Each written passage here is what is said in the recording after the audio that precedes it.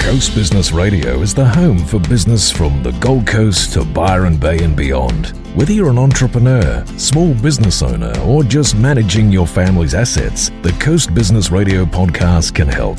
Find the resources you need to manage your money, start your latest venture, grow your business, and be able to compete in a global market. Today on Coast Business Radio, we talk with the Deputy Leader of the Nationals in the Senate, Queensland Senator Matt Canavan, who says that for the nation to prosper, we have to be able to use our stuff. We've missed a lot of opportunities in our country over the last decade, in my view. Not being able to use our stuff has meant that we have not taken opportunities to build dams and grow farming districts. Some mining opportunities have passed us by. And perhaps most importantly, particularly post this coronavirus, is it's weakened our energy system. We've got high energy, or have high energy prices. And over the last decade, it's the first decade on record that our manufacturing industry has actually shrunk. LNP Member for Broadwater, David Crisafulli, is fired up over the proposed tenancy legislation. Landlords have to wear a bit of pain as well, and where there's good relationships, I've seen that unfold already, where landlord and tenant have both got together and working through a solution. But you can't have legislation that is all one-way traffic. And I tell you, I cannot believe the feedback we have received in the office. Newly elected Gold Coast Councillor Darren Taylor discusses the big issues for the Gold Coast. We want to have a Service Paradise master plan. That's something that will be long-term.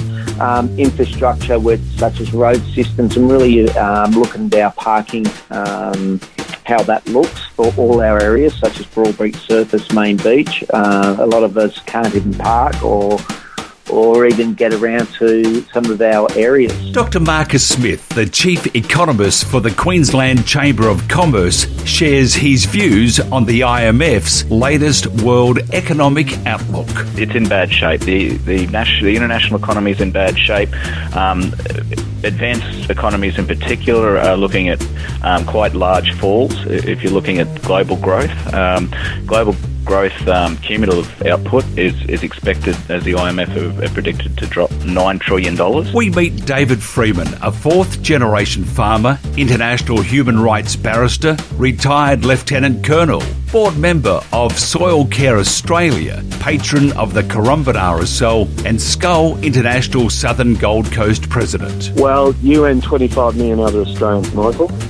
The desperation in my voice is that the supermarkets do not treat the farmers well, and the parlour state of what they did to the dairy farmers is bordering on, I'll be careful with my words, no, I'll just go straight disgraceful. Michael Kelly, General Manager of Currumbin Wildlife Sanctuary, shares his views on tourism and the funding of the Currumbin Wildlife Sanctuary. We've been through crises before, probably not to the same scale, but certainly it will come back. We just don't know how long that's going to take. And finally, don't forget to subscribe. And coming up next, Matt Canavan. You're listening to Coast Business Radio with Mike Ryan. Matt Canavan was elected to the Senate in 2013, served as the Minister for Northern Australia and as the Minister for Resources until 2020. Matt is currently the Deputy Leader of the Nationals in the Senate and enjoying time at home, I think. Matt, is that right? Well, good to be here, Mike. Yes, it's been a very surreal month, I suppose, for most Australians. Normally in this role as a senator, you're lucky to spend 4 or 5 nights at home a month, whereas I've been home every night for the last month. And while this is a terrible, terrible thing, being able to spend more time with my kids and my wife has been a really nice thing. So we just got to make the most of this terrible outcome. Sit in the backyard, get a bit of a tan. Think about the cricket coming up. No footy to watch. Not much else to do. It's a bit of a hole in your life not having the. I was just thinking last night. Normally there'd be a Thursday night game. That would have been nice to sit down and watch. But look, that's the least of our worries. One thing we've got into that Chris Hemsworth app, and my wife and I do those every day on our back deck. Sort of high intensity training. So actually feeling like getting fitter, surprisingly. But again, not having to travel so much. That's not great for your health, obviously, and it's my normal life.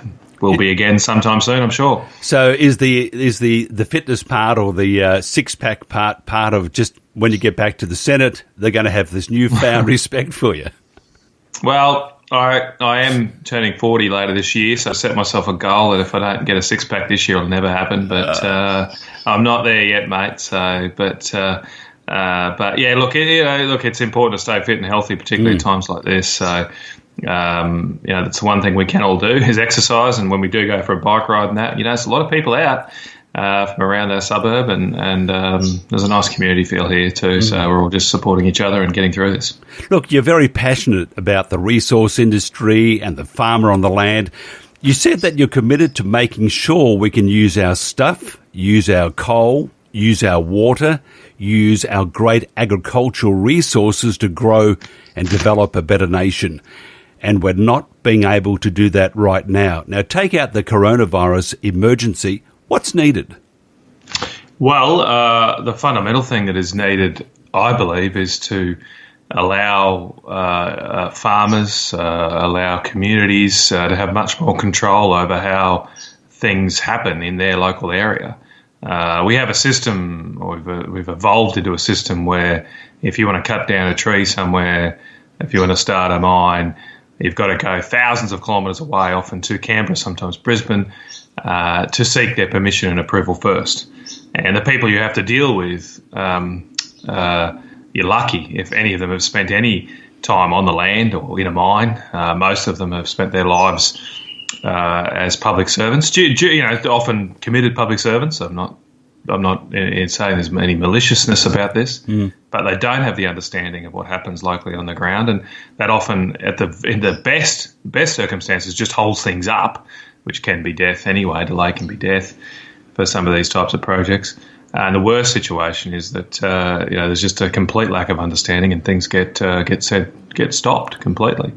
And that's led to an outcome where we've missed a lot of opportunities in our country over the last decade, in my view.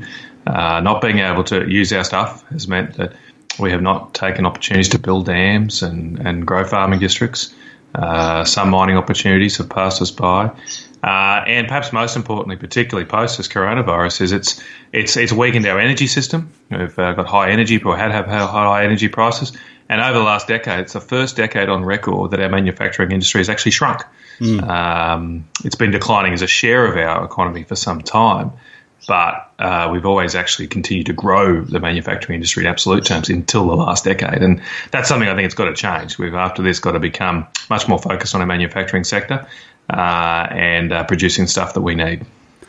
It's interesting, and I agree totally with what you're saying, but when there's a crisis, we must do that, and once it goes, it's amazing how fast we can forget. So what do you have to do then to make sure that we don't forget?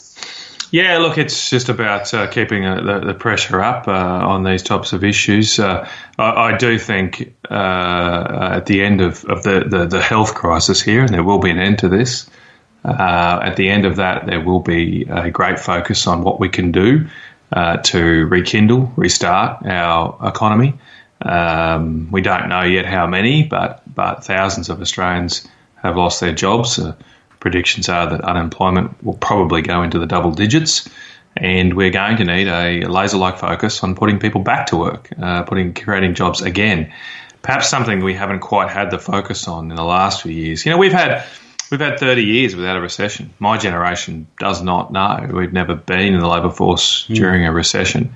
That'll probably change, as we're probably going to go into a formal recession this year, and that's I think going to lead to a huge mind shift on how we approach issues like development, like building dams, like supporting the mining industry, and, as I say, specifically in response to coronavirus, like making things. I mean, we've struggled to be able to make masks and ventilators. We're making some progress, but we don't have a manufacturing industry as strong as it was 20 or 30 years ago, and that does make us weaker in responding to crises like this.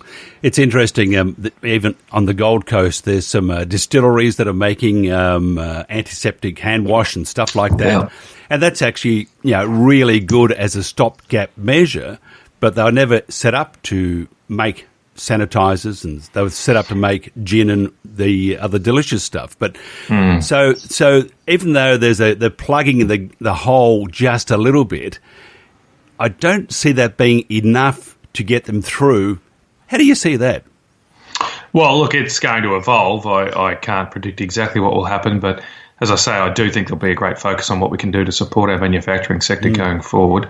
I think all options have to be put on the table here, and we used to protect our manufacturing industry from overseas competition. I think that's something we've got to look at, particularly competition from the likes of China, which have repeatedly flouted WTO requirements on supporting and over assisting their local manufacturing sector. So they regularly put preference in favour of Chinese manufactured goods and potentially to the dumping of those elsewhere in the world. And we've got to make sure that our manufacturing sector isn't exposed to that. The other thing we've got to do is what I mentioned earlier, is we've got to get energy prices down. We can't have electricity prices triple what they are in the US, double what they are in Canada, and expect our manufacturing industry to be able to compete on a world stage. Now, we've done that to our energy sector through mad renewable energy policies that have been focused on the wrong objective. The focus has been on how you produce power, what type of power you produce, not the cheapest type of power, and that's what we've got to get back to get those prices down for people, particularly those businesses that rely on energy. We're not going to become a manufacturing powerhouse by lowering wages, right? That's not what we won't. We're a high wage economy.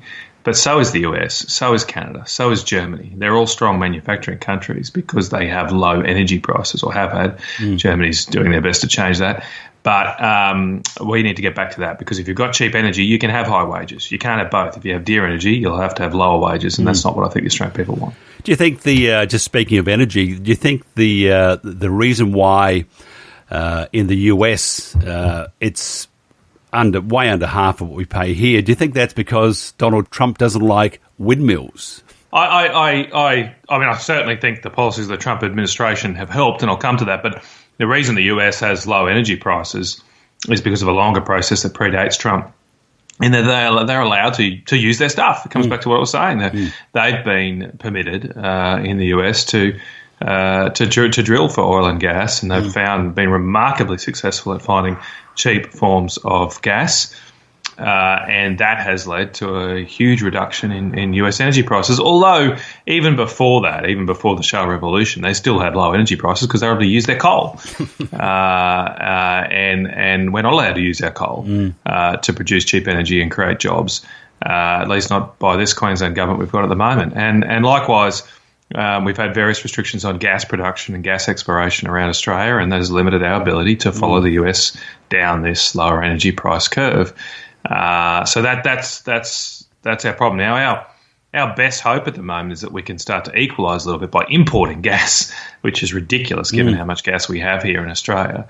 But unless we're allowed to produce it, well, of course, we're going to have to import, and then we'll only be paying export parity prices, not have an advantage.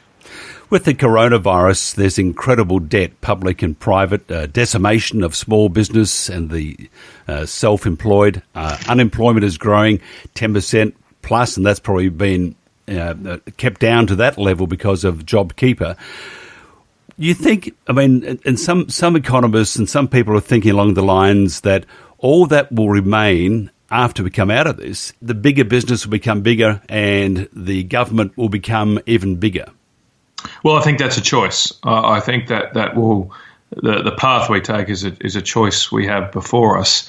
Obviously, on a statistical level, we'll have a larger government sector coming immediately out of this because of the various assistance measures that we are providing, including, as you mentioned, the JobKeeper program. Now, all of those things, in my view, have been necessary for the crisis, but they will have to be ended. We cannot continue to subsidise wages in the way we are through JobKeeper over the long term. So I have to pull back on that. And the other thing we've got to pull back on then is to get the economy going, is regulation. So that's a choice. Now, if we can see perhaps, the crises do clarify your thoughts about what's important. And that happens at the household level or the nation level when you have a shock to your income. And my wife and I have had that at times. We've had a shock to our budget. You have to go through and look at, well, what's really important and what's not. Do you really need the Foxtel subscription? Do you need to buy the new car this year? And you go through and cut back what's the most essential.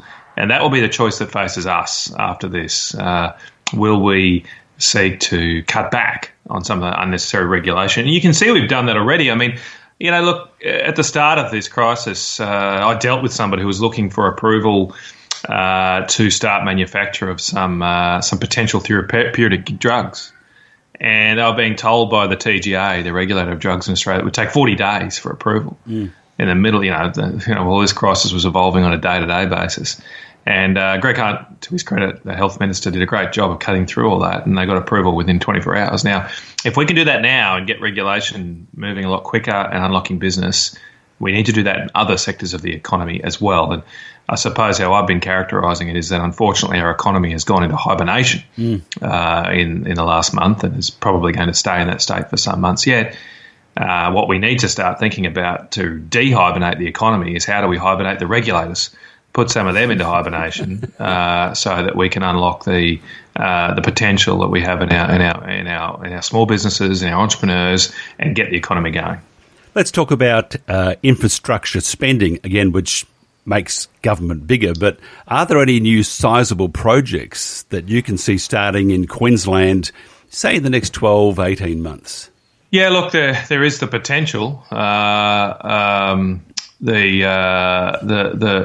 big ones that we've been working on for some time that are sitting there waiting to go are dams. When we came to government in 2013, we kind of changed the narrative on dams. We've gone through a generation where dams haven't been built in Australia, and Tony Abbott had a big policy, a big push to rekindle dam building. Now, we've done some things, but it takes a long time to turn governments around, particularly when you have to deal with state governments as well. And, when we came to government, there weren't a lot of plans for dams because we haven't been doing them for a generation. There's no designs, there were sort of ideas, but the plans we did have were 20 years old, gathering cobwebs on shelves of long neglected Department of State developments. And we got all those up, and now we have some projects that could start, in that time frame, the next 12 to 18 months. So there's the Lakelands Dam, up near a place called Laura, north of Cairns. A great project, tens of thousands of hectares could be developed there. There's the Hells Gate Dam, which would be bigger than the Burdekin Falls Dam, just west of Townsville, and it would open up potentially up to over 50,000 hectares. It'd be another Burdekin, basically, if it was built. And then there's the Urana Dam in the lower Burdekin, a bit closer to Mackay, that could help support the coal industry, potentially help support a coal-fired power station, which is another project that could be built in that time frame or start to be built in that time frame, and also help expand agriculture through the Collinsville-Bowen region as well. So there's a lot of projects there in Queensland that are now on the books in that water power sort of space, but they will need government support. They will need a level of government investment, as all of these types of projects have required in the past. They will create jobs, and more importantly, they'll create wealth for the long term for our country. So the Bradfield scheme, maybe, or a different version of that. So the Bradfield scheme, in its full design, it's not really in a state to start in that next 12 to 18 months. But the Hells Gate Dam is part of the Bradfield scheme. It was always part of the inception of there being that build big dam. And my view is the Bradfield scheme is, if we can move it forward, is going to be like an elephant. You're going to have to eat it one piece at a time. You're not going to be able to build a 2,000 kilometre canal or pipeline from North Queensland to South Queensland straight away. But you can do bits and pieces over time. So building the dams a start. I think the next step after that would be linking up the Burdekin River with the Gulf rivers, particularly the Flinders River. It's pretty close to the Burdekin at the upper Flinders. And there's that. This is something I'm very passionate about. Not many, I suppose, have even been there, but that Gulf River system, the Flinders and the Gilbert rivers, are just amazing rivers. Huge amounts of water flow out to the Gulf of Carpentaria. We only use about 2 to 3% of it, but we don't even really know because we don't measure it even properly. and the country in that area is perfect for irrigation and farming. It's flat, often downs country, so there's not a lot of trees to clear. It's great soils, as good soils as you get around Gundawindi, so you could grow cotton, fodder crops in some areas, some of the more northern areas, sugar as well. And so it's got huge potential to grow agriculture in a totally frontier part of our state. So that's what excites me. I mean, there's development you can do on the Gold Coast, there's development you can do in Brisbane, and that's great, and those areas will continue to grow. But going to a completely frontier pioneering area of our country, like a place like Normanton, a few hundred people, a lot of economic disadvantage, particularly among Indigenous people. Why I'm in politics is I'd love to try and kickstart something, do something which starts a process. We get more water, get more agricultural development, and then in a generation, and it takes a generation, you look back and there's a town of a few thousand people, and there's economic opportunity there. So that would be great. The one restriction there is you could start that now. You don't need the Hell's Gate to start doing it. It would help to start that Bradfield scheme too. But the Queensland government, over their time in government, has only issued a few thousand megalitres of water on that river system, despite the CSIRO saying that it's environmentally responsible to do it. You could issue hundreds of thousands of megalitres, which is what you need to get a cotton gin or a sugar mill up. You could do that. But for whatever reason, this government has been dragging their heels. They haven't issued that water. And if you don't have the water, you don't have the farming. If you don't have the farming, you don't have the jobs. Build the dams. Anyway, Victoria, by the way, said, same question, are you going to build some new dams? And somebody from the government said, there won't be enough rain over the next 50 years. So anyway, that's another comment. And it's rain the last few months. That's right, the great floods. The great floods. Forever, and anyway. What goes round comes round. Look, Matt, great chatting to you. Just finally, as you're now a TV critic, what's worth seeing on TV at the moment besides maybe the Bolt Report or Alan Jones? Well, look, it kind of depends, I suppose, if I'm watching with my wife or I'm watching on my own.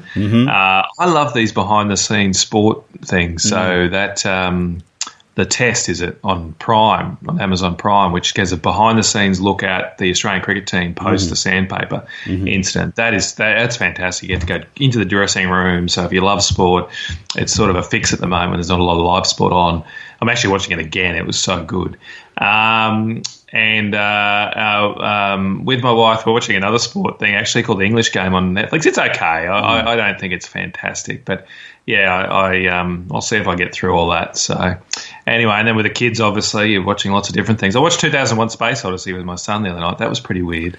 It is. I hadn't seen it before. I did say to him at the end, he's 15. He's a bit older. I said to him at the end, well, that was the best kids don't do drugs message I could have ever come up with, better than what I could have said to you. So the 60s was a very weird decade, wasn't it? It was. And some are still living it. That's right.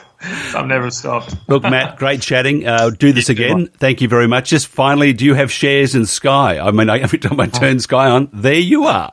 No, I don't. I have said to him I wouldn't mind getting an office there at some point. Make it a little bit easier. You don't need that right now. No worries. Thanks, Mike. All right, Matt, so thank you very much. Now more than ever, business people need to network to thrive in business. BNI provides a structured and supportive system online that focuses on freely giving and receiving business. BNI online meetings are designed to create a virtual environment in which powerful business relationships are not only continued but also developed with dozens of other qualified business professionals. Now more than ever, BNI is changing the way the world does business. Find out more at bni.com.au and visiting a BNI group near you. You're listening to the Coast Business Radio podcast. David Crisafulli is the LNP member for Broadwater, Shadow Minister for Environment, Science and the Great Barrier Reef, and Shadow Minister for Tourism. David served as a Queensland Minister for Local Government, Community Recovery and Resilience between 2012 and 2015, following 2 terms as a councillor and Deputy Mayor of the Townsville City Council between 2004 and 2012. Following the 2015 state election, David established a small business offering planning and government strategy advice and relocated his family to the beautiful northern Gold Coast. David, welcome. Thank you. Thanks for the intro, and beautiful northern Gold Coast it certainly is, Mike. Can you surf? No, terribly. I'm a land mammal, 100%. I can't surf. I struggle to swim.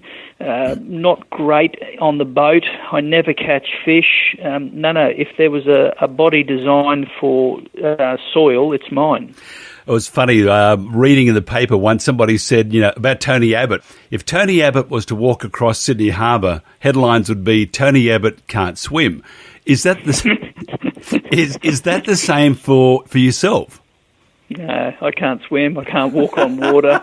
And if you want an honest critique, my wife will give you one. She'll tell you that she'll pick out those character flaws well and truly, and that's what their job's for. I have a wife and 2 teenage daughters, and they exist to make sure that all of my flaws are well and truly exposed each and every day. Yes, wives do that, don't they?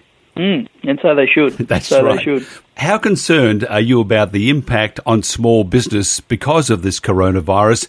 And are you happy with the response from the federal and state governments? I'm deeply concerned, and I reckon there's nowhere that will bear the brunt of it more than the Gold Coast. We have diversified our economy in recent years, and I'm proud of that as a city to see it maturing, but we still have a massive reliance on tourism, and it is going to be tourism that will struggle for years. And if people attempt to sugarcoat this and think that somehow within a couple of weeks we're going to arise from this slumber and everything's going to roar back into action, they're wrong. That's not going to be the case. It's going to be a long, hard road ahead. International tourism will change for a generation. Just imagine the logistics of who flies where and how they can. So we're going to have to find a way to re-energise the sector domestically, and that's going to be a big challenge. It's a challenge that our city is up to, but there's going to be a lot of heartache, and there's a lot of heartache for all businesses, whether they're in tourism or not. And I think we're going to have a real period of uncertainty, and I want to see governments respond in the way that they have to, and that is not just to assist the employees, and that's absolutely fit and proper to do so, but also to assist the small business people, because they've put everything on the line. And as I had a business colleague say to me the other day, and he's in tourism, he said, if I made a stuff up and I overreached and I went into a sector that I shouldn't have and I went broke, I'd cop it on the chin. But to see everything I've worked for a couple of decades go down tube because of something that is beyond my control, let's call it for what it is, because archaic practices, marketplaces overseas, which has caused the disease, and that should be stopped, and that's another argument for another day. But to see that slip through his fingertips is soul-destroying, and I've had too many conversations with too many grown adults where they're quite rightly breaking down in absolute heartache to know that this is going to be an easy fix, and we've got to work together to get to the end of it. We've got to be very careful to make sure that the cure is not worse than the actual disease. Yeah, that's the balance. But finding that balance is very tricky, and you only have to have a look at New York, where they probably let their guard down a little bit, and Italy, where they were the first in Europe, and so nobody saw what was coming, to know how devastating it can be if you don't get ahead of the game. Now, that is the balance that has to be found. Now, the challenge for us is we did a very good job as a nation getting in early, and we are an island, so locking it down and ensuring that those overseas cases didn't translate to domestic ones. What the challenge is now is knowing how can we arrive to a situation where we don't strangle the economy for too long without risking those health implications. So what does that look like? Well, it looks like turning things back on ever so slightly. No one's suggesting that overnight we should say, okay, job's done, let's all go back to the way we were, because if you do that, you're going to have to wait years. You have to wait for a vaccine, and that's not plausible. It's about finding a balance, turning things back on piece by piece and making sure that you can balance your health outcomes, but that your economy doesn't have to be on life support for years. Or tourism, the lifeblood of the Gold Coast, the impact of border restrictions. You got to have people to have tourism. And at the moment, well, you sort of can't get in. No, it's going to be a tough road, and that overseas market won't be the same for a long time. So what do I think tourism looks like? Well, first, our operators need help to get by. They need help to be able to pay those expenses that are still going to tick over. That's why the JobKeeper is a wonderful initiative, and I credit where it's due. The Prime Minister's, the way that's been done is good and fit and proper and keeps people in a job. I want to see banks do a little bit more. I don't think saying that you're going to defer some interest repayments and then capitalise it, I don't see that as being overly generous. I don't see that as wearing the pain. I certainly don't think the insurance sector has pulled their weight. Far from it. Spoke to a business operator the other day who phoned them and said, look, I am really hurting and my trade has copped a bath. What can you do? And the response on the end of the phone was, well, look, don't pay your April premium, but we will need it this financial year. Now, what planet does somebody live on to think that somehow May and June are going to be great trading months for someone who has had to shut their business during this time? That's cold, it's callous, it's out of touch. And I want to see those guys pull their weight. And I also want to see state government and local government wear a bit more of the pain as well. I think the feds have been prepared to put their hand up and say, yep, this is going to be a big hole that we're going to have to get ourselves out of in years to come. But the financial response has been swift, and it's been what's needed. I think it's time that particularly the state starts showing some love. Talking of deferring payroll tax for a few months, that doesn't help anyone. Businesses either aren't paying payroll tax at the moment because they've had to put staff off, or they're not trading and it's being topped up by JobKeeper. Either way, there's no scenario in a few months' time that everything's going to be hunky-dory. So call it for what it is. It's not a deferral. You've got to waive it. You've got to help people. You've got to look at land tax. You've got to look at all of those things to try and get people alive and to try and get them motivated that there's a better future. But there's some tough times ahead, and I never dance around that. Are we up to it? You better. But is there going to be some pain and some suffering for many months to come? And sadly, the answer is yes.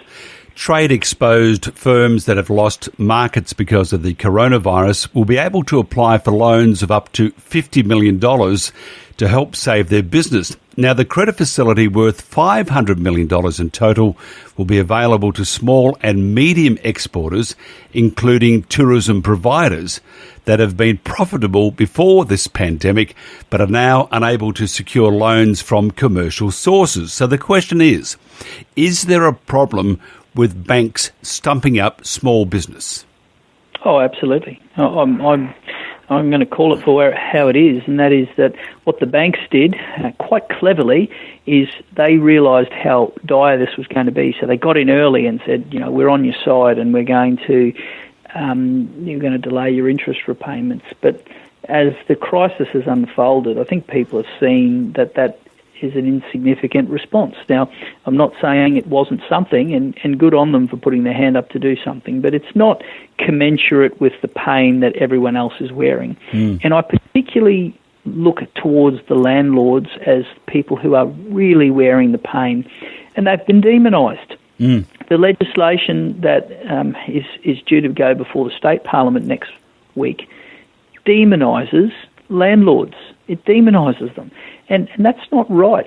And I don't get me wrong, everyone's got to wear some pain, but at the moment it seems a lot of one-way traffic where the real big boys aren't wearing a lot of pain, and it's all coming down to people who've scrimped and saved and worked hard, mum and dad investors who've either bought a commercial property or a residential one, and I don't want to see their hard work and the reward for effort that they've put across many years. I don't want to see that flush down the drain because everyone else isn't willing to wear pain, and I'll stick up for them every day of the week. The self-funded retirees rely on, if not all of that, at least a great chunk of that rent. It must be a terrible place to be in at the moment. These aren't multi-millionaires and stuff. These are just mums and dads that have invested into property. They expect the law of contract to be upheld. That's right, and some of the draft changes are, quite frankly, abhorrent. When you have a situation that you can't determine at the end of the lease to put a family member in a property, when you have a situation that the tenant has sole exclusive decision on whether to stay in a property or not, that completely undermines property law. When you have a government say that you don't have to produce documentation to be able to show that you've been impacted for asking for a reduction in your rent, that is just absolutely Orwellian stuff, and it's not fair. Now, don't get me wrong, landlords have to wear a bit of pain as well, and where there's good relationships, I've seen that unfold already, where landlord and tenant have both got together and working through a solution. But you can't have legislation that is all one-way traffic. And I tell you, I cannot believe the feedback we have received in the office. I haven't seen issue light up the phones like this. They're angry, and rightly so. They're angry because they've seen everything they've worked for over many years in jeopardy. And we're going to fight this tooth and nail because it is fundamentally not fair. What are your priorities for tourism on the Gold Coast? To get it going again by being the place domestically that people turn to. Now, what I want to do is I want those businesses and indeed those regions to maintain a connection with Australians who have been there either in the last year or in the last few years. I want those businesses to continue to make a virtual connection, and that can be through social media, it can be through direct mail, almost like keeping the engine idling while you're waiting to take off at the lights. You keep it idling. You don't shut it off and then try and restart it when it's time to take off. So I want to keep those connections going. But when we emerge from this hibernation, I want people, firstly across Queensland, to say, you know what, we haven't been to the coast for a couple of years. We've been bunkered down in this house for far too long. Let's just go and spend a couple of weeks there and have a few drinks and go out to some decent restaurants and lie on a beach and do all those things we want. So that's the first challenge. Then we have to look, once the border restrictions are moved, how do we convince the same people across the nation to come to the place where they see.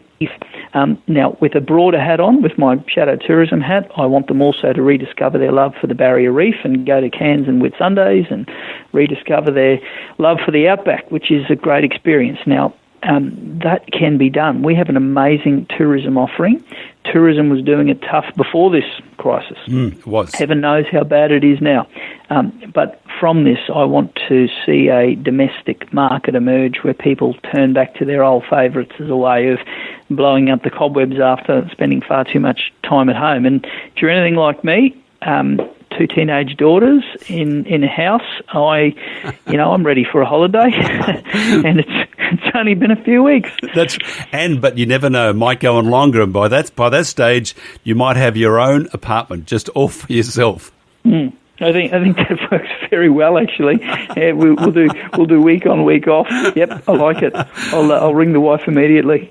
Once we get through all this, what's the big picture?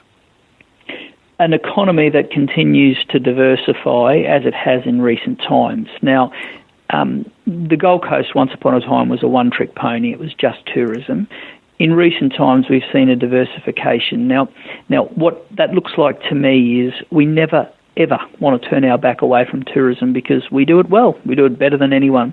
But this place also can be a hub for government services. Big city, it's well located, that's the first thing. It should be a medical hub, population, an ageing population, a great lifestyle, great smarts with our university, so let's build on the medical. Let's build on the tertiary and the learning, and I know that's going to look and feel different with the international stuff, but that's also a string to our bow. But above all, what this has highlighted to everybody across the country is that you don't have to be cooped up in a Sydney headquarters to do business.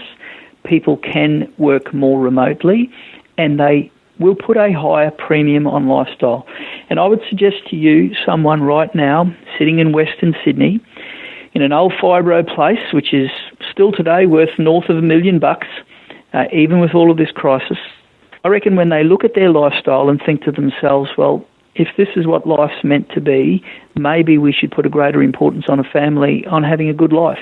Where better would there be to be able to sell up that place, move to the coast, put a little bit of money in the bank after you've paid off your mortgage there, put a bit of money in the bank because your property better buying here than there, and live a decent lifestyle where in the afternoon you can get a bit of sand through your toes, when you can go up to the hinterland on the weekend and head up to Tamborine and have a wonderful time, where you have a city that is cosmopolitan enough that it's got all the great eateries and it's got all the entertainment you need.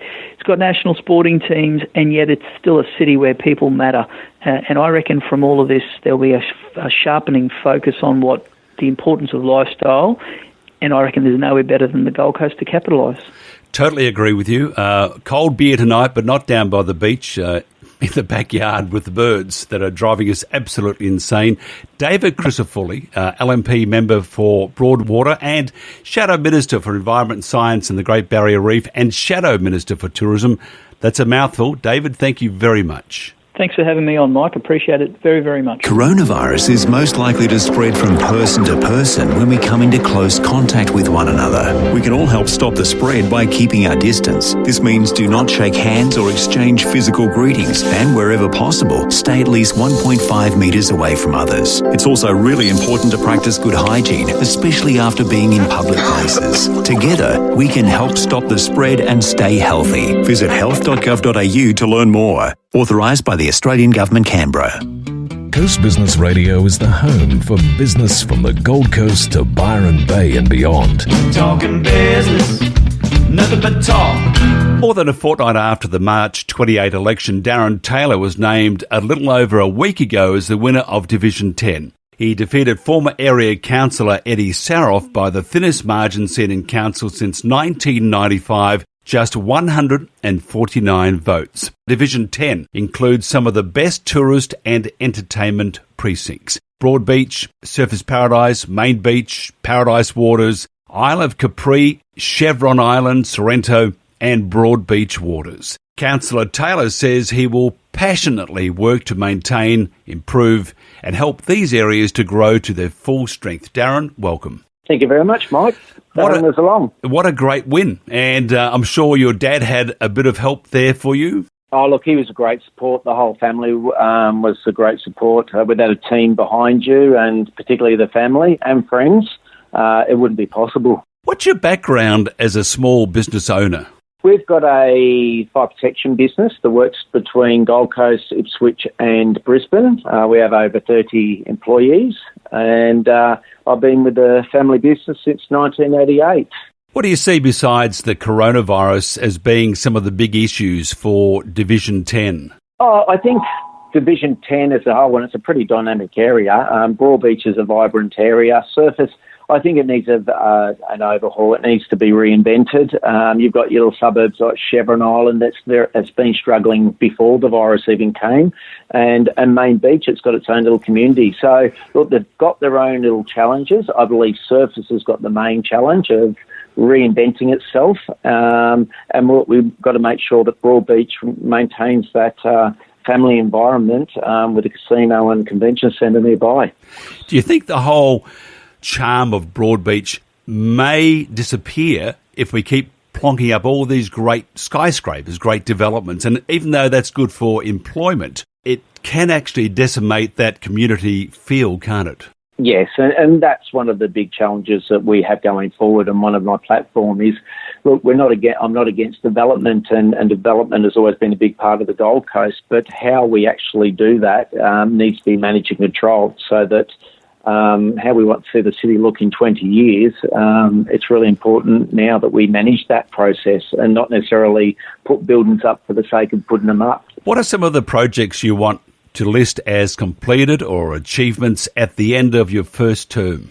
Oh, look, I've got a couple of the larger, as I said. We want to have a Surfers Paradise master plan. That's something that will be long-term. Infrastructure such as road systems, and really looking at our parking, how that looks for all our areas, such as Broadbeach, Surface, Main Beach. A lot of us can't even park or or even get around to some of our areas without either having to be paying a fortune for parking. So the bigger picture is going to be looking at our infrastructure and redevelopment of Chevron Island and Surfers Paradise. There's a lot of smaller ticket items that, look, there's a lot of people want security cameras in their areas so when they're going out, they're feeling safe. Local entertainment. We've been very good at doing international events, which we want to maintain. But again, a lot of smaller entertainment for our precincts. It's a great job that you have, but you've got to balance what the locals want or the residents want, and you also got to take into consideration the tourism side of things, which a lot of the residents don't want. Yeah, I'm a real big believer that whenever we travel to either interstate or overseas, we actually become part of we go there to enjoy the local community. I think we've just got to be very careful that we don't scare or not look after our locals and lose that culture that we've had over the years. So one of my core is to really ensure that we're listening to locals. We're actually creating that local culture and vibe. So when interstate people come here or internationals, they're going to really enjoy that experience. And I believe the locals and tourists can live side by side and really enjoy the atmosphere. Living in Honolulu for a long time, and I lived in Los Angeles around the Santa Monica, Venice area. And the thing that they had, and this is just not a criticism of the police here, but there were always the foot patrols of the police. Now in Honolulu, in Hawaii, because of the Japanese going there, they may go to a place that is not safe. So they're everywhere, very friendly, but they're everywhere to be seen. In LA, where you got all these crisscrosses of different police forces, and it's a very safe area. What I've noticed about the Gold Coast, and we do our walks at night because our gym's closed, so the body is starting to suffer, but we do our walks and we don't see any police. And that itself, walking through Surfers Paradise, as you just mentioned before, Surfers Paradise, a great part of the world, but it seems a bit neglected and it feels a little bit insecure. Look, I totally agree. I think, as I said earlier, Surfers Paradise we need to revisit it. During the campaign, I did speak to a lot of police officers in the area to get a feel from them, their perspective of their challenges. And look, it's quite interesting. I think the light rail's been great for the Gold Coast, but we are seeing a lot of transit people coming from Logan, Brisbane, and coming down here. So there seems to be a lot more youth crime, and as they were saying, that their struggle is dealing with that youth crime at the moment, so they're spending more time dealing with the kids in their cells or in the local lockups than actually being on the beat. So look, I think that's a state's challenge. I know they fall under state, but it's something we need to work closely with their state to really come up with a solution. But exactly, more people out on the streets gives us a sense of security. Now, the current tourism crisis, and it really is a crisis, what will you want to see happen and your first priority? Oh, look, and this is, again, it's a hard question. I'm actually out there working with all the communities. I've already been meeting a local community. When I say communities, we've got Main Beach, Surfers, Broad Beach, to get an understanding of what each of the retailers or restaurants need for when we actually being given the green light.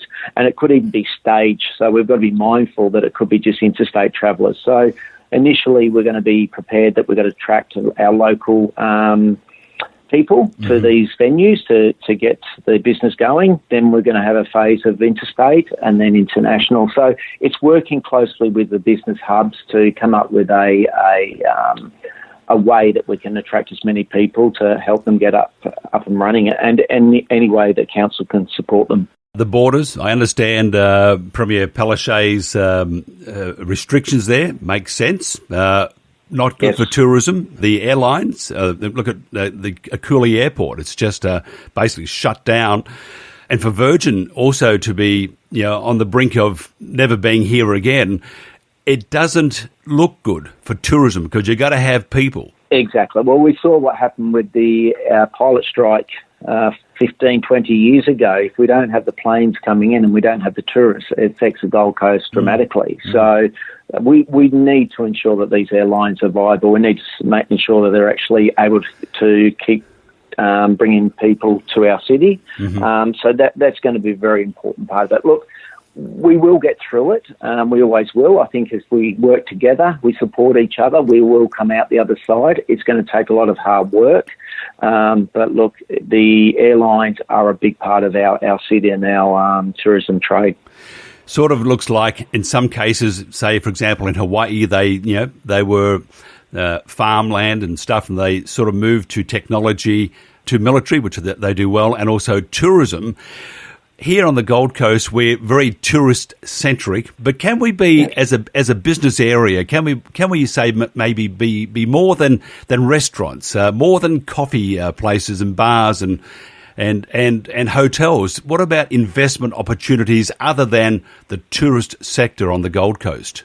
Yeah, look, we do have a big educational sector on the Gold Coast, and I believe we can be leaders in business entrepreneurship and business ideas. I mean, even with the current challenges of staying at home, we are seeing business diverse and how they can actually remodel their businesses using modern technology, and I think it's forced their hand in a lot of cases. So I think we do have education, we do have the ability for business to reinvent itself, but we are a tourist destination as well. So, look, we have to become more diverse as well. Now, just finally, there's a show on TV called Blue Bloods, and there's Tom Selleck and all the sons who are policemen, and they sit around the table at night and talk about the day's thing. Does that happen a bit like Little House on the Prairie with you and your dad now? Talking about council? Oh, well, we used to have the discussions before I was elected, even with him. We used to have different opinions, so it's always been an interesting household. Look, he's done a lot for the city. I've got some different views to him as well. So, yes, we've had some very interesting discussions in the household. I could well imagine. But do you drink whiskey? Do you drink whiskey like they do on TV? When they have these half jugs of whiskey, I'm thinking, oh, my God. Normally, when we start having a few drinks, that's where the conversations get very fiery. So, and you see Mother walking out the room. Oh, that's just wonderful, and probably wise on Mother's part too.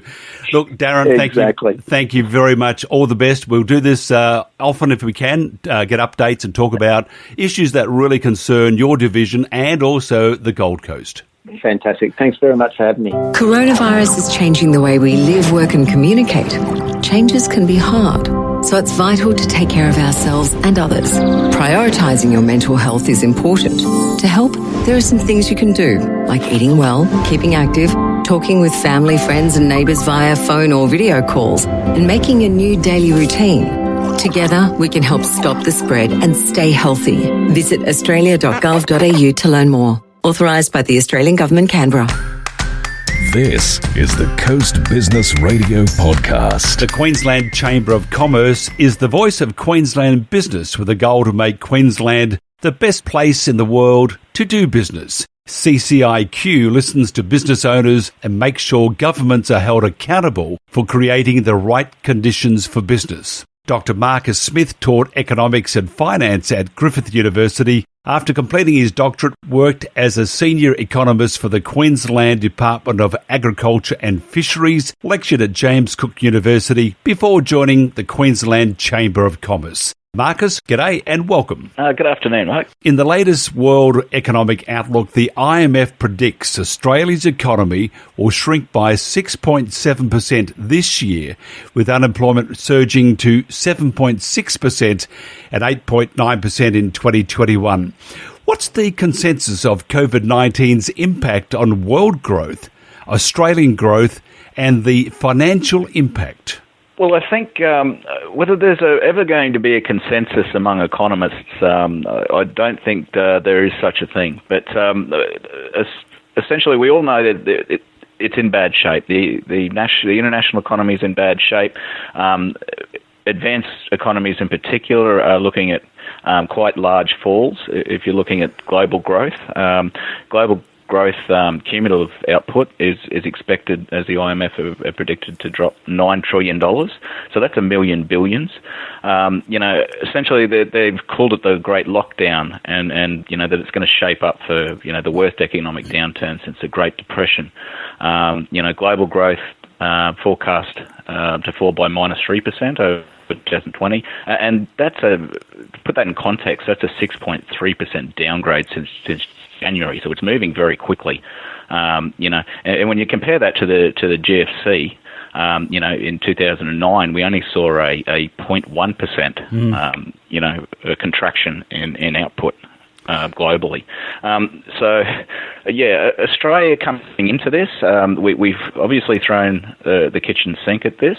All governments have come on board to provide stimulus measures to try and keep the economy in hibernation and keep businesses, alive over that time. So the success of how we will bounce out of it will come down to obviously the way in which that businesses are able to access this, so the logistics of being able to access all of the loans and payments, and to be able to keep those workers with the JobKeeper package. But essentially that is the risk, as you mentioned, for the financial aspect of it. The GFC was different to this crisis. GFC was a financial crisis where you had a credit squeeze, and then that the risk was that it was going to turn into an economic crisis. This is an economic crisis, and it's essentially at risk of turning into a financial crisis, where those markets may certainly start to tighten up. Australia came into this at a relatively very strong position. If you're going to compare us globally with the level of government debt, we've got quite low government debt. We've got high private debt, household private debt, which we'll talk about shortly. But it's only about it's less than 20% at the moment before this in net debt.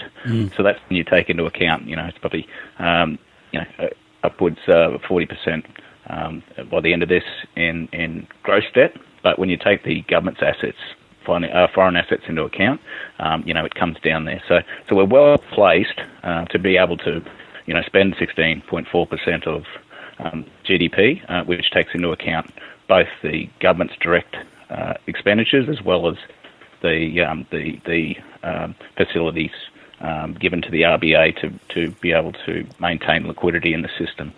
What about the impact on the Queensland budget? Is it like a sledgehammer, or is it like a sledgehammer? It's a sledgehammer. So to try and gauge how it's going to affect the economy, these things are very difficult. But the sort of think about how it's likely to hit is to break down the revenues of the Queensland government. So at the last budget, we were running at about 60 billion of revenue. So essentially 47% of that comes from GST redistributions from the Commonwealth Grants Commission. So almost half the budget comes in those receipts. Then when you're starting to break down the other components, so, general government revenue with respect to fines, fees, duties, licenses, these things, that's a significant component. So we know that they're probably likely, and gambling taxes, they're likely to suffer quite significantly.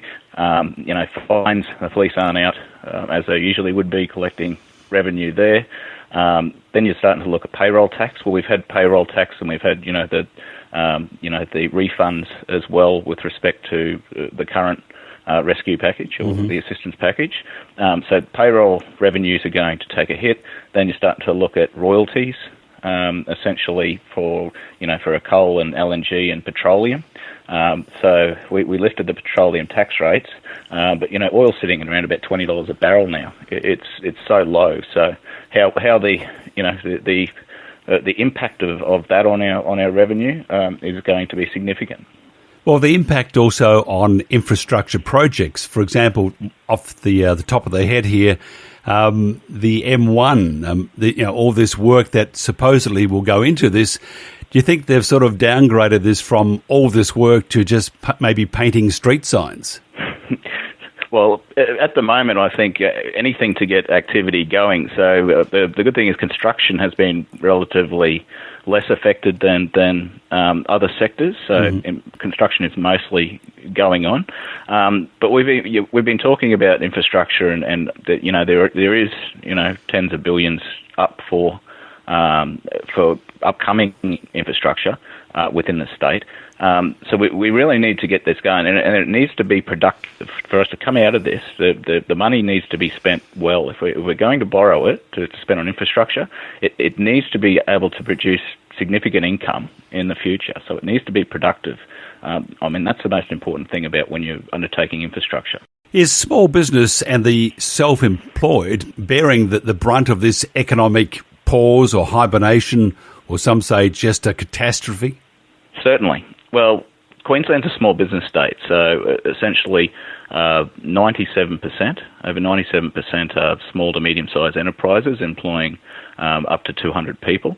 But if you break that down, half of the businesses in the state, or the 457,000, are sole traders, sole operators. So essentially, that sector will be significantly hit. And if looking at what's happened with the social distancing measures, the movements in trends across retail trading in particular, supermarkets, which are large businesses, have done fairly well out of this. They're employing new people, and the retail sales spend, for February was over 50% of it was in supermarkets and grocery stores. Takeaways sort of had a bounce as well, because a lot of the cafes and restaurants have had to reposition to be able to offer that. But you've got electrical goods, clothing, they took quite significant hits. Pharmaceuticals, chemists and that did fairly well, but they're always going to stay a pretty staple sort of industry there. So the economy, do we need to crank it up soon to avoid a real catastrophe instead of just maybe this obliteration that we're experiencing at the moment? Well, this is the issue, how you can turn it on. It's a very different situation to the GFC. Then we had the luxury where the economy wasn't shut down. So essentially the government could go and, drop money from a helicopter and put money into low-income accounts who have the highest marginal propensity to spend, because you don't give cash payments to millionaires, because if you give them $1,000, they wouldn't even notice it turning up in their bank account. It wouldn't change their consumption patterns. But essentially, we're very restricted now about how we can support consumption, which is the largest component of GDP. So how we're going to the economy is going to bounce out of this. I'm not one of the optimists who think it's going to be a V recovery. I think it's going to be quite a significant lull, because a lot of our trading partners have the other countries which we trade with, and a lot of our tourists come from, that their economies are being crippled also. So I don't think we're going to get that bounce back in visitors. People aren't just going to start coming back in international tourism. If you're looking at the sectors most affected, it has been in the hospitality, tourism in hospitality as well as education. So they've been hit extremely hard.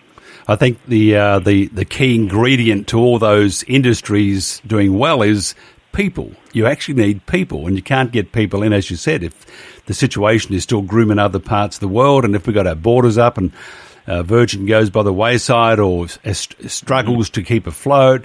It all sort of flows on that the Gold Coast, Brisbane, Queensland itself, which is reliant on air travel, could all, they're going to find it really, really hard in the future. And I don't see any way out for a long time. And I'm not being a pessimist, but I'm just looking at this thing thinking, man, oh man, the whole world has been destroyed. I think that's exactly what we're staring at. And, that we've been looking for when the next correction, is to occur.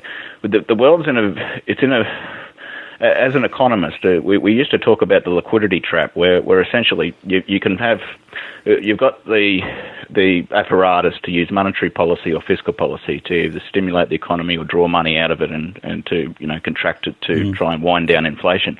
But at the moment, we've got, almost zero interest rates, effectively zero interest rates, and even negative interest rates, where banks are charging you to hold their money overseas. So the ability for governments to be able to use interest rate policy At the moment now, it's just a matter of buying securities out, issuing debt and buying them back, and monetising the debt. So you're just electronically printing money. So we've been in this situation. When is the asset bubble going to collapse? Because consumption hasn't been great. It hasn't grown at the rates it did maybe a decade ago, even before the GFC. A lot of the money has gone into these asset markets. So we've got a significant problem there as well with our housing market being overvalued, and we saw some correction start to come off there. But essentially, if you're looking at the loan portfolio concentrations of Australia's financial sector, Australian banks are very heavily geared in housing. So there's that risk if that market, if that market falters, and turn bad, asset prices fall, and the bank's assets on their balance sheet, the value of those fall. They're going to be under a squeeze to borrow more, or to essentially support their equity to stop becoming insolvent. It's really interesting. We have friends who have a lot of friends that have small businesses, and some have put in have put in for the JobKeeper for their employees, and it's not as easy as it was made out. We were made out to believe it would be. There's all this confusion still. The message is not getting through. And then you have, on the other hand, go and see your local bank, and there's $105 billion available to banks to increase spending and loans and whatever. But the banks themselves are making it very, very hard for the small business or the self-employed.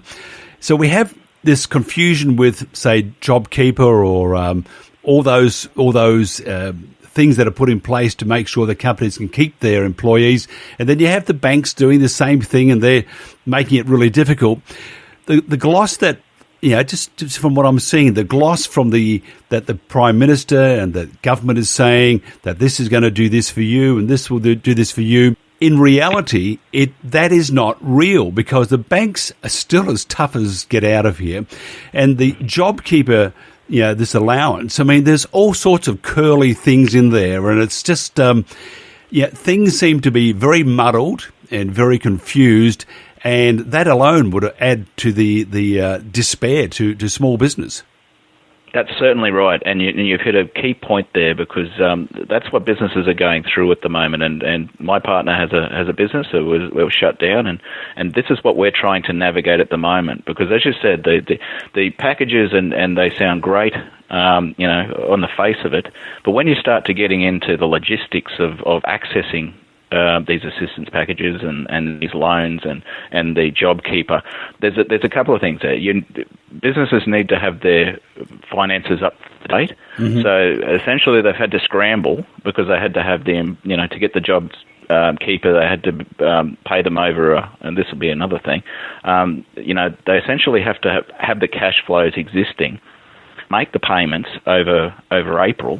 So if it's a fortnightly payment, 2 payments to your employees of the $1,500, and then essentially you'll get the money, given back to you, refunded in May. But small businesses don't have that money lying around. They don't. And as you said, when we've gone to the bank, only last week, we asked the bank, is there a facility? Have you been thinking, can we get some sort of a line of credit or something for this? And they hadn't even considered it, and then the ABA came out and said, oh, yes, this will be part of it. The banks will try and provide some facility over that period so that businesses can make those payments to their staff.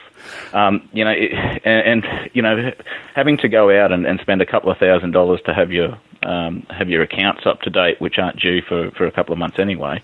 All of this together, it's just a scramble, as you said, and businesses who are already in shock, especially the ones that have been completely closed. It's very difficult, and there's a lot of distress out there for business owners. And it's interesting that the media, for some reason, they seem to just not talk about that. But here's the thing: if you are putting in for some sort of help from the government or from the bank or with JobKeeper, and the government turns off your business, just turns it off in one day, and then says, you can put your hand up and we'll do this for you. You go through all the red tape and it says, what are your figures from the last 3 months? And let's face it, you have no business for the next 3 months. So why would that be a consideration? Josh Frydenberg said, we're going to avoid all this red tape. And then you talk to the ministers and stuff and they go, oh, really? So the confusion or the message that's getting out, it sounds all beautiful, nirvana, but it's not. It's actually really, really, really hard. And I don't know, for all the money in China, well, let's pick another country, but why they're not focusing on the irregularities of the truth. Yeah, certainly. I think the red tape issue is a big one, and that's always going to come back. And the government have been looking at ways in which we can, strain and unshackle the economy from having it's too constrained. The bureaucracies are too large and too complex. It's just very difficult to do business in general, to hire people with all the different awards and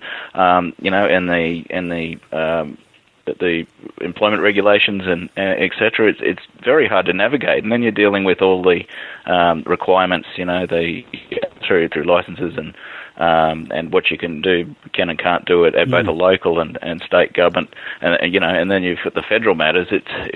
We're just so over-governed, and and this really is exposing how difficult it is to do business. Okay, imagine this, Dr. Marcus Smith, the Wizard of Oz, and you have in front this little crystal ball with smoke around it. You've got a pointy hat on. And you were looking to the future using your experience and your education and your magic powers of being the Wizard of Oz.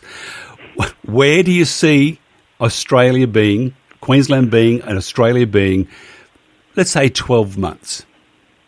I don't think we'll have fully recovered. I try and stay away from the crystal balling, and you can see how difficult it is to try and estimate some of these variables because there's just so many moving parts. Australia is an open economy, so it's very dependent on what happens internationally. So how that turns out, I'm hoping that it doesn't turn into a financial crisis, and I'm hoping that there aren't, that correction to the housing isn't abrupt, that the housing prices, the market starts to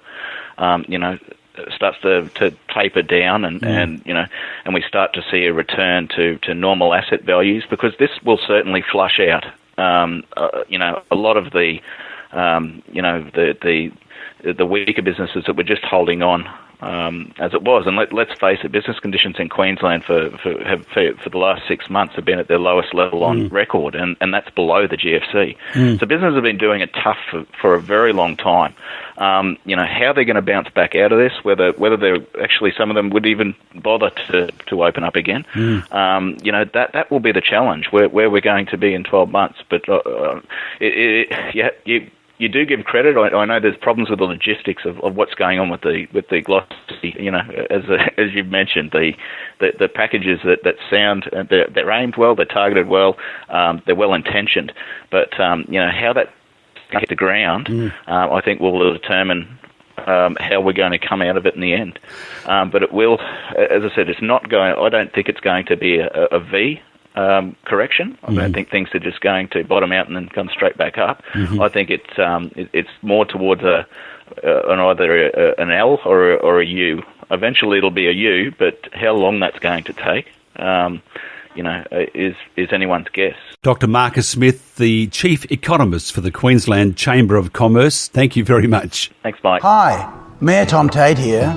We all need to change how we do things right now. It's not always easy, but small things can make a big difference. If you need to buy food or do some exercise, please do it in your own neighbourhood or suburb. Staying close to home will keep everybody safer. And remember, we are all in this together. You're listening to Coast Business Radio with Mike Ryan. Freeman's Organic Farm grew high-quality tropical fruits such as avocados, custard apples, mangoes, pawpaws, and of course award-winning bananas.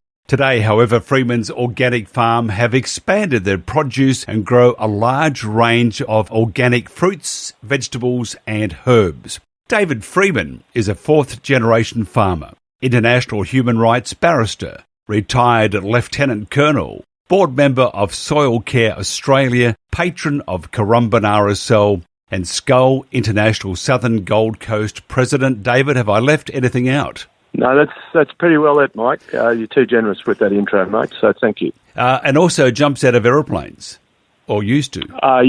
Yes, I did do a bit of that, yes. I've got my military wings, so the joke was they called me paralegal. I love it. Okay, tell us about Freeman's Farm and how you've been affected by the recent events. Yeah, Michael, it's been interesting because last year we had, as everybody will know, 6 months is a short time when you have something like COVID-19. But people might remember back to October and November there were bushfires, which, whilst it didn't affect us, they were in Binnaburra at the end of our valley. But we had the driest year in 100 years. So for the first time in our history, Currumbin Creek stopped flowing and our spring, both my dams actually ran dry. So we had to buy in water just to keep the vegetables alive. I couldn't expand any production, but we got through that. And then, of course, we had very heavy monsoonal rain in February. And then March and now April, we've got a thing called COVID-19. So it's affected tourism and small businesses. And I guess the interesting bit for us is that I didn't know how it would affect us, but it's actually, whilst we can only do takeaway food at the cafe, and our cafe has dropped right off like all cafes, our sales on our organic produce has gone up nearly 300%. And the three reasons I give for that, Mike, is that I think because of social distancing, a number of the big farmers markets have had to close, like Bundle, and there was a huge market, so people are coming all the way down from the northern Gold Coast to shop at our place. Secondly, the supermarkets, which we've all seen panic buying, there's very little organic produce on their shelves. And thirdly, I guess because of the illness, everybody's trying to build their immunity, and they know if they come to our farm where there's obviously 150 acres, there's plenty of space and fresh air. So it's become a bit of a refuge where people come up to get their fruit and veg, and they sit under the mango tree and meditate for a while. So it's had the converse effect with sales of fruit and veg to a lot of small businesses. Put me on the right track here. Is it better or not better? Oh no, there's unequivocal research that organic fruit and vegetables is much more nutrient dense than either hydroponic or chemically grown, what we call conventionally grown produce. I'll give you a quick case study, and that research has been done by also in our backyard, Southern Cross University, which have set up the first centre for organics at Lismore campus.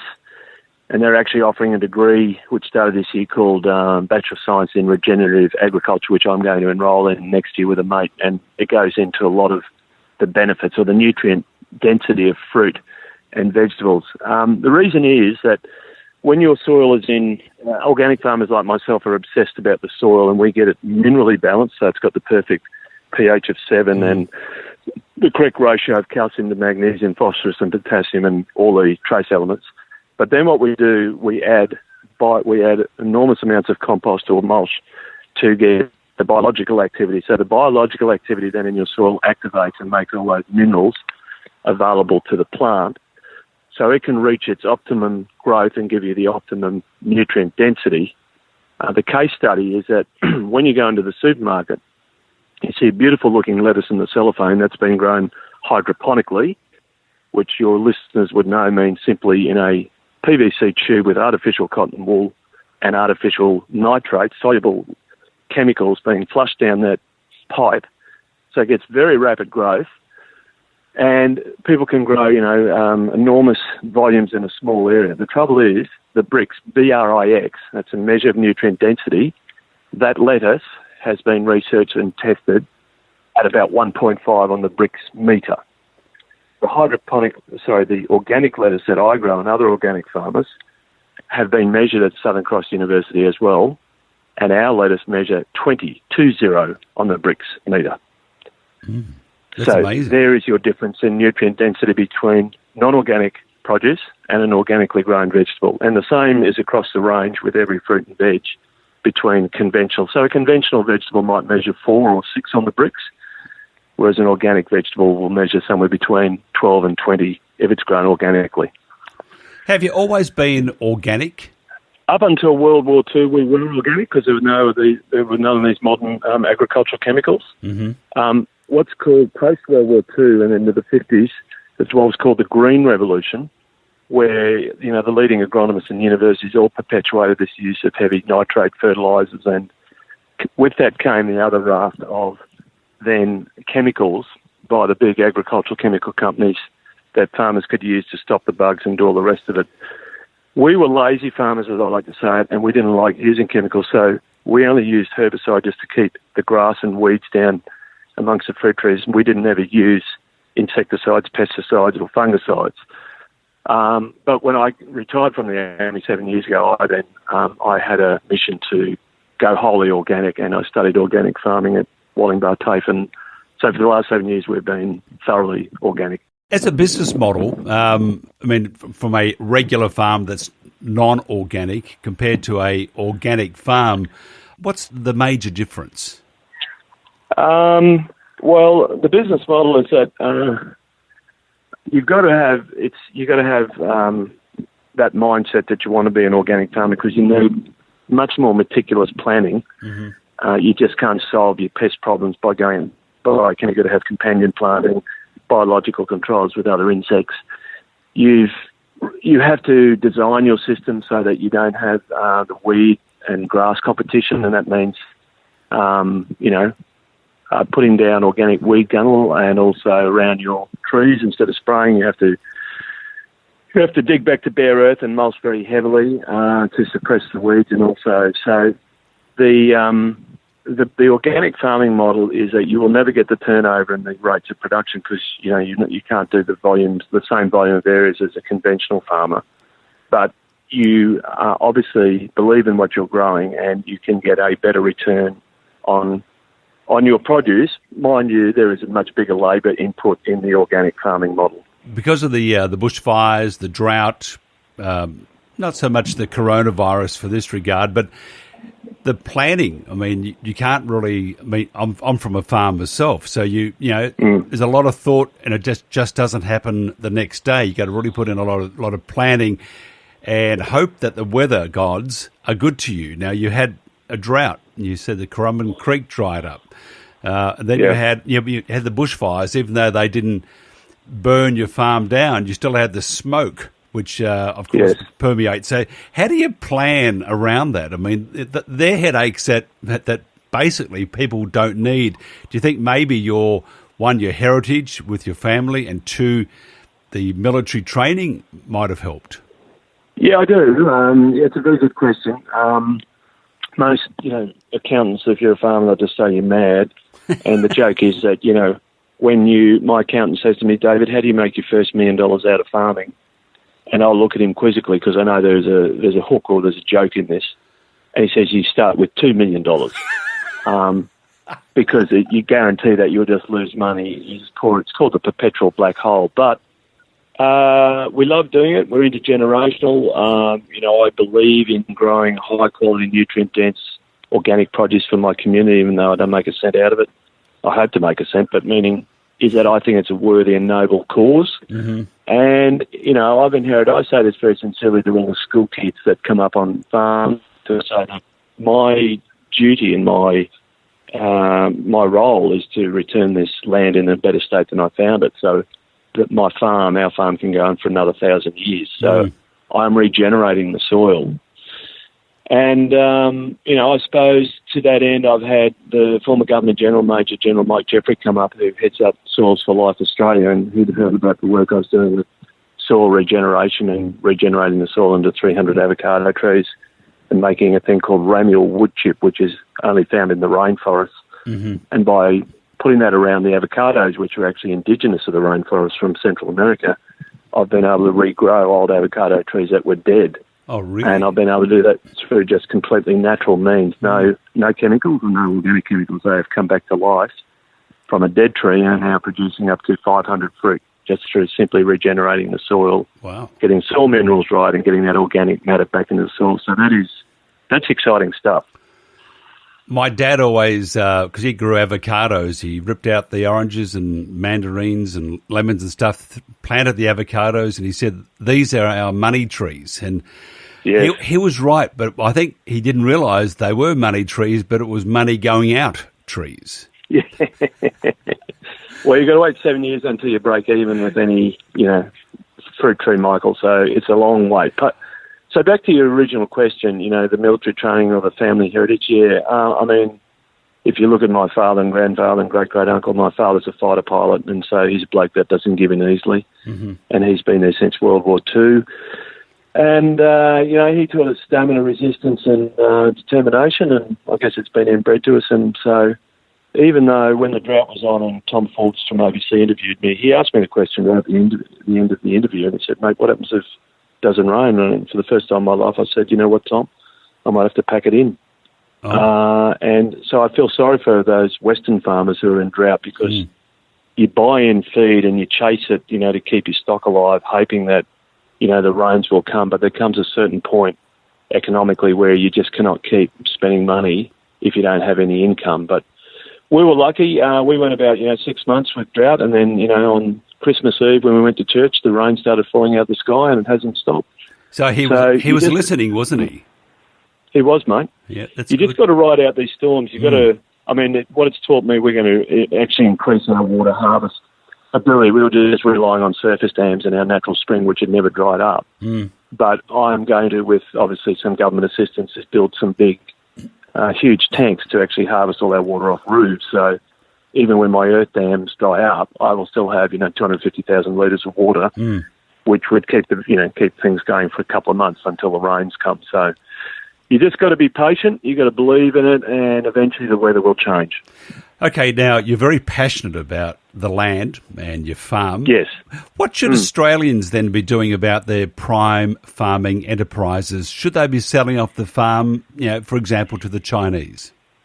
That's a political question. I think we need to keep our food security. Yep. And, our wonderful agricultural lands. There's more percentage of under acreage that are organic farms than any other country on earth. I think why farmers are selling off to foreign investment is simply because farmers don't get enough return. I think what people and the Australian government or policies could do is actually reward our farmers a little more, like every other Western economy where farmers are subsidised. Australian farmers are not. We don't even get a subsidy on our diesel. So if and farmers work damn hard. So, if the governments and policies and our Australian public were prepared to pay a little more for their produce, you'd keep farmers on the land, they wouldn't sell their farms. So that's the way I'd solve the problem, selling off to foreign interests, overseas interests. Having grown on the land myself, I know that when we used to pack the oranges, we used, you give the supermarkets the perfect ones. We had the sizer there and all that sort of stuff.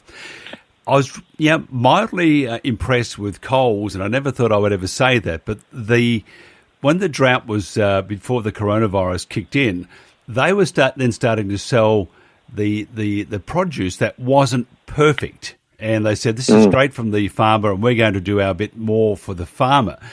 And that was really nice. But you sort of think, well, why didn't they do that earlier? Why don't supermarkets and stuff look after the farmers earlier? Because if you've got a Chinese business says, I'm going to give you double what your property's worth, and you're thinking, I'm in the middle of a drought, I've got a few more years of this, it's going to be hard, I've got to get the money back just in time for the next cycle to hit. So you're right, the government does need to look after the farmer, but you wonder why the supermarkets didn't put that in place years and years ago. Well, you and 25 million other Australians, Michael, the desperation in my voice is that the supermarkets do not treat the farmers well. And the parlour state of what they did to the dairy farmers is bordering on, I'll be careful with my words. No, I'll just go straight disgraceful. How they treated the dairy farmers, screwing them down to $1 a litre when the production costs of producing a litre of milk is about $1.25 just to have a milk war, was to forced 1,000 fifth-generation dairy farmers off the land. So So the question then is, the Chinese then, you know, if the farmer is being screwed so bad, then the Chinese are saying, well, this is almost too easy because the farmer just can't exist. And what happens is that all our farm to plate, it's actually not going to our plates; it's going to overseas plates, and now we're starting to find ourselves in a spot of bother. Look, if it continued unchecked, yes, but at the moment, you know, we're able to produce enough food for 75 million people, so we're able to feed our country and more. So but you know, I think there has to be. I mean, this current government is serious about appreciating that our agricultural lands are a strategic interest, and that's why Scott Morrison has had chats with Major General Mike Jeffrey and given Source for like $2 million to actually just start educating and planning conventional farmers and other people about regenerating our soils, because some of our best agricultural lands on the Darling Downs and other places over 100 years of continuous farming, those soils are degraded. And so the new generation of farmers, hopefully, and ones like me, understand the importance of soil regeneration, getting the carbon back into the soil, and humus. Because as Major General Jeffrey would tell you, is that once you've got carbon in the soil, it holds 8 times the volume of water than soil without humus and carbon. So that also drought-proofs your land. And so when I had my drought last year, because I'd mulched all my avocado trees with, you know, about 12 inches of beautiful ramule wood chip, is that 3 months into the drought, I scratched underneath and the soil was still wet. And I didn't lose one avocado tree, nor did I lose any crop, because I'd effectively drought-proofed my trees by having all that carbon in the soil. Just moving to tourism, being the president of the Skal International Southern Gold Coast chapter. Tourism whacked around the head is absolutely disastrous. Where do you see the future? I mean, how do we protect ourselves? Well, something as disastrous as this, Mike, I don't think we can, mate. I mean, this has been inflicted on it. It's grown. Every day is different. You know, our tourism is suffering because we simply can't take the risk medically to allow people coming in on overseas aeroplanes, because that's where the majority of the diseases come from. So until we get it under control, it will affect tourism, because our tourism is really driven by, you know, the overseas market, especially the Asian market. Perhaps what they've got to do, and I think a lot of businesses are reviewing their own, you know, sort of not all eggs in one basket, because those foreign or those tourist companies that I ran into at Surface that only had Chinese or Japanese tourists, well, as soon as COVID-19, you know, they had to fold their doors. They went from 100% to 1%. So, you know, I think people have to broaden their base, make sure that they've got that domestic market strong, so they can still get through the hard times just with the domestic market and maybe New Zealand. But if you put all your eggs in one basket in any business, and that other party you're contracting with goes under or can't come, well, you're in strife. So it's very tough for our tourist operators, mate. There's no solution, and there's only until they can lift the restrictions of travel that they can have people flying into the country and take them on whatever, or accommodation houses or bus tours or yacht tours. You know, we've just got to get our COVID-19 under control, and then people will start coming back and holidaying on the Gold Coast, which is one of the great destinations in the world. Okay, two things. Somebody wants to find out about Freeman's organic farm. First of all, how do they do that? Very simply, if they just Google, go onto a web, just Google Freeman's Organic Farm. I think we come up pretty high on the SEO, and it's on Facebook and Instagram. Otherwise, it's a beautiful drive up Currumbin Valley, and you go up to the turn-off that says Moorlambar Tomerlin, and there's a big yellow sign that says Freeman's Organic Farm, 6 kilometres. And there's a lovely lookout up there. You can see the ocean, you can see the mountains, and the produce is all laid out. And there's a nice little cafe with organic coffee and food that's now takeaway. But when the virus goes away, we'll be back to sit down, and people can sit there and enjoy the majesty of nature. And secondly, though, if you're a business that's involved in tourism, and you're on the southern Gold Coast, suggestion would be to become involved with Skal. How do they do that? They can ring me, obviously, or Peter Doggett, who's my very capable secretary, more capable than me. He's very good. But there's a Skal web page, and we have a Skal International Southern Gold Coast web page, and I haven't looked it up recently, but I think all our contacts, all the executives' contacts are on that web page. When we return to normal, we have a monthly meeting every Tuesday at the Currumbin RSL, but of course that's all on hold until this virus. But we do hold about 4 social functions a year. We have a wine tasting night at Nirvana by the sea. We have a tour of our farm. I think we're doing Husk Distillery when we're allowed to go back there, and also we have what's called we don't use the word car rally, we call it car navigation and adventure. Hopefully you won't be in the same car as your PA, Peter Doggett, because you never know where you'll end up after a few drinks at Husk. I mean, it could be anywhere. Very well put. Thank you, sir. Now, by the way, the website, if you want to find out more about Skal, is southerngoldcoast.skal.org.au. How's that? Research department working overtime. Michael, you're so clever, mate. I'm sitting out looking at Tallabudger Creek, so I didn't have a computer handy. David Freeman, Lieutenant Colonel David Freeman extraordinaire. Thank you very much for your time. If you're in business in Australia, right now you're facing one of your toughest challenges. It's not business as usual, and it's hard to know where to turn. Business Australia can help you manage your responsibilities to your employees, look after their health and well-being, and assist with strategies to maintain and sustain your business. We've been helping Australian businesses through thick and thin for 194 years, and we're here for you now. For free advice and support, visit businessaustralia.com. You're listening to the Coast Business Radio podcast. Currumbin Wildlife Sanctuary has been conserving native wildlife and nurturing the local Indigenous heritage for over 70 years and educating and entertaining families and tourists from all across the globe. Michael Kelly had a background in operational management within the hotel and casino industry before joining the sanctuary 6 years ago. During his 6 years with the Currumbin Wildlife Sanctuary, Michael has overseen unprecedented growth in visitation and revenue of this world-renowned attraction and many other achievements. Michael, first of all, welcome, and where are the people? Thank you. I would love to be surrounded by visitors and enjoying the day out here at the sanctuary, but everyone's doing what they're meant to be doing and staying at home, which is the right thing. We got a call from one of the koalas who said that they're really bored, they have no one to look at.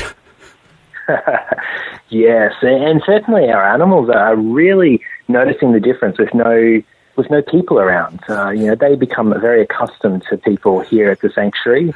And as you mentioned, we see thousands of guests come through our doors every day, and it's very noticeable when they're not here. Mm-hmm. So we're doing everything we can to keep those animals stimulated and keep us some time to enjoy some time with them as well. So how did you land this great role? I obviously, as you mentioned, had come from hotels and casinos, and I saw the opportunity to come over to an organisation like Currumbin Wildlife Sanctuary. Being a not-for-profit charity entity, I really saw the opportunity to convert a lot of the skills that I had within the commercial world of hotels into the sanctuary. And at the time, the sanctuary wasn't doing very well. And being a not-for-profit, it means we have to be highly profitable, and we really need to have a very strong commercial focus. And certainly I saw the opportunity to grow the sanctuary, and I've been fortunate enough to do so in my time here, which has been it's been very rewarding. Your vision and the proudest achievement to date? There's a lot. Obviously, seeing our attendance growth numbers, double over my tenure has been great, because it has a flow-on effect in terms of revenue and what we're able to achieve. But certainly the various improvements throughout the park. Our product is incredibly different to what it was 6 years ago, and it continues to improve. And whilst we've got this little bump in the road at the moment, we plan absolutely to come out the other side and continue our growth strategy forward.